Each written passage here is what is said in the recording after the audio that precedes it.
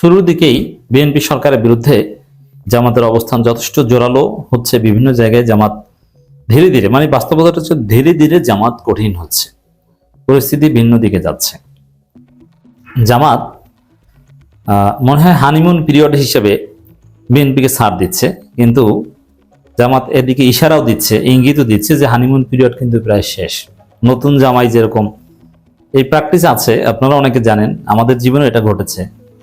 যেমন জীবনের অনেক বাস্তবতা আছে, আপনি চাইলেও প্রচুর ঘুম আসছে, কিন্তু আপনাকে উঠে যেতে হবে। আপনার কাজ আছে, আপনার চাকরি বা ব্যবসা যেখানে আছে, জীবন চালাতে হলে আপনাকে কাজে যেতে হবে। আপনার পরিবারের লোকজনই আপনাকে ঘুমাতে দিবে না, বলবে যে উঠেন, উঠো, তোমার টাইম হয়েছে, ইউ হ্যাভ টু গো নাও।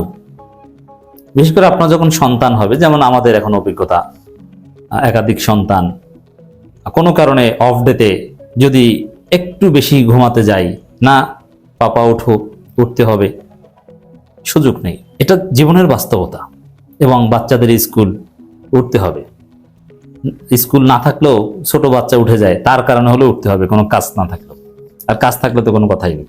কিন্তু নতুন জামাই, তার কাজ নেই, তার বাচ্চাও নেই, কিছুদিন সে ছুটি নিয়ে এসেছে, তখন সে ইচ্ছা মতো ঘুমায়, কেউ কিছু বলে না। শ্বশুর বাড়ি গেলেও তারা তার জন্য নাস্তা 11টা সাড়ে 11টার সময় রেডি করে, কারণ নতুন জামাই তো ঘুমাবেই। রাতে বউর সাথে পুনপুন করেছে, গল্প করেছে, ঘুমিয়েছে অনেক রাতে, আর ইমানদার হলে ফজরের নামাজ পড়ে আবার ঘুমিয়েছে। তো এই জামাত মনে হয় বিএনপিকে এইরকম নতুন জামাইয়ের মতো একটু সুযোগ দিচ্ছে, কিন্তু এই নতুন জামাইয়ের এই অ্যাডভান্টেজে বেশি দিন থাকে না। আপনাকে কতদিন আর ছুটি দেয় না, তো জামাত মনে হয় এই ছুটি শেষ করে দিচ্ছে বিএনপির। হানিমুন পিরিয়ড শেষ, হানিমুনে গেলে তখনও কিন্তু কোনো বাধা নিষেধ নেই, ঘুমাও সারা রাত, সমুদ্র পারে বা রিসোর্টে লাফালাফি করে ঘুমাও 11টা পর্যন্ত। 11টার পরে ওয়েটারকে বলো নাস্তা নিয়ে আসতে। তো দর্শক, জামাত ধীরে ধীরে কঠোর হচ্ছে। জামাত বিএনপিকে জানিয়ে দিচ্ছে যে তোমাদেরকে এই নতুন জামাইয়ের মতো 2-4 দিন, 1 সপ্তাহ সর্বোচ্চ সুযোগ দিচ্ছি, কিন্তু বেশি দিন দিব না। সরকারের 4 দিন পর 5ম দিনে আমরা কথা বলছি, 5ম দিনেই জামাত কঠিন কথা বলছে। দর্শক, বিএনপির শানে গণবিরোধী সরকার এই শব্দ প্রয়োগ করেছে জামাত ইসলামীর একজন এমপি এবং নায়েবে আমির, সাবেক ভারপ্রাপ্ত আমিরে জামাত জনাব অধ্যাপক মুজিবুর রহমান স্যার। দেখেন খবর, সংস্কার পরিষদের শপথ না নিয়ে গণবিরোধী সরকার গঠিত হয়েছে। এখন এই সরকারকে গণবিরোধী সরকার বলছে। তো গণবিরোধী সরকারকে জামাত কতদিন কোঅপারেট করবে? জনগণ একটা পর্যায়ে যখন ক্ষুব্ধ হয়ে উঠবে, তখন জামাত ও বিএনপির বিরুদ্ধে ক্ষুব্ধ হয়ে উঠবে। বরং জনগণ ক্ষুব্ধ হওয়ার আগে বিরোধী দলকে ক্ষুব্ধ হতে হবে। এখন বিএনপি সরকারকে গণবিরোধী সরকার বলেছে জামাত, ইটস ভেরি সিগনিফিকেন্ট। এর মানে কঠোর অবস্থানে আছে জামাত। এখন গণবিরোধী বলুক আর অবৈধ যদি বলে, অবৈধ বলতে এখানে রিলেটিভ, আপেক্ষিক। যেমন ভোট চুরি হয়েছে, ভোট কারচুপি হয়েছে, রেজাল্ট টেম্পারিং হয়েছে, এই জায়গায় অবৈধ। কিন্তু ওভারঅল নির্বাচন এবং ক্ষমতা বৈধ। মনে রাখবেন যে ভোট চুরি করে ক্ষমতা আসলেও সরকার গঠন করার পর কিন্তু ওইটা বৈধ। যেমন হাসিনা সরকার সংবিধানের দৃষ্টিতে কিন্তু বৈধ সরকার ছিল। হাসিনা যে কয়বার ক্ষমতা ছিল প্রত্যেকবারে বৈধ ছিল। অতএব ক্ষমতা গ্রহণ করার পর টিকে গেলে সে বৈধ। এটি হচ্ছে বৈধ অবৈধের সংজ্ঞা। তো এখন তারেক রহমান সরকার, বিএনপি সরকার 1000বার বৈধ সরকার, এবং আমরা চাই, জামাত চায় যে তারা 5 বছর দেশ চালাক, কিন্তু উল্টাপাল্টা কাজ না করুক।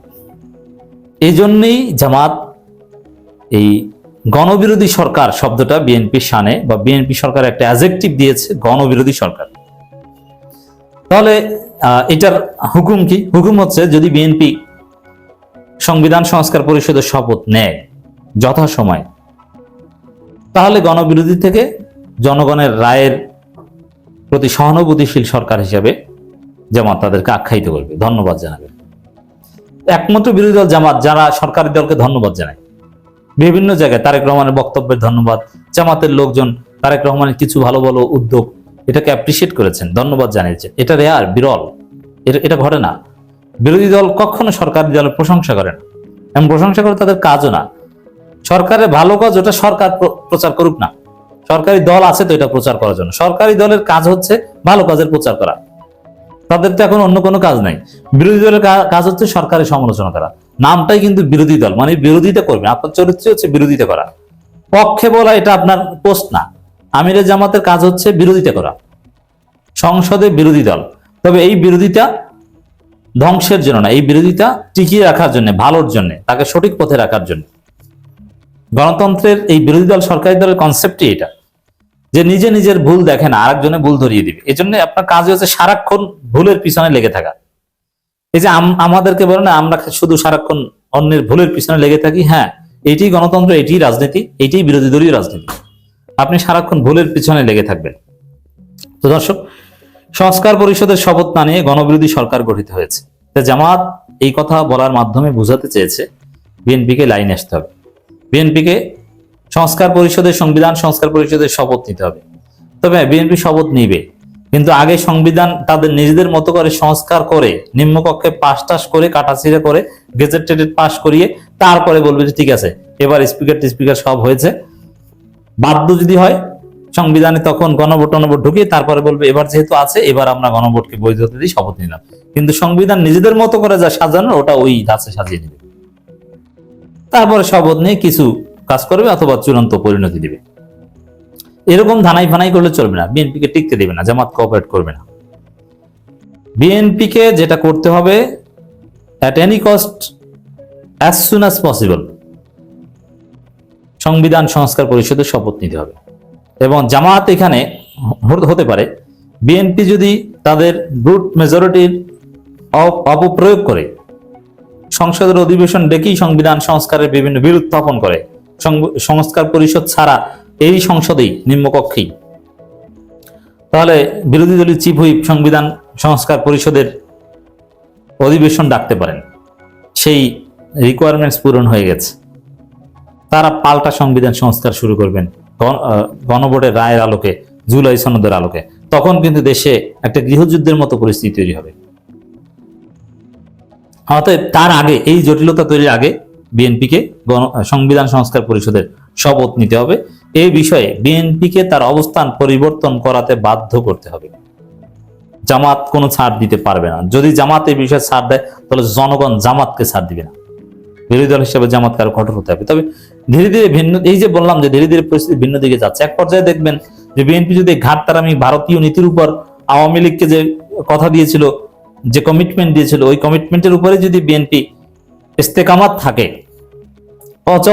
অনড় থাকে, তাহলে দেখবেন যে ওই যে জামাত জোট, তারা সংবিধান সংস্কার পরিষদের অধিবেশন ডাকতে পারে। বিরোধী দলের চিফ হুইপের এই অধিকার রয়েছে, এবং ডেপুটি স্পিকার যেহেতু একজন জামাতের থাকবে, সংবিধান রানও করতে পারবে। আর ডেপুটি স্পিকার না থাকলেও প্যানেল স্পিকার একজনে শুরু করে দিবে, কোনো ব্যাপার না। এই জটিল পরিস্থিতির আগে আমরা আশা করতে চাই জামাত যে বার্তা দিচ্ছে, সেই বার্তা আমলে নিয়ে সংবিধান সংস্কার পরিষদের সদস্য হিসেবে শপথ নিক বিএনপি।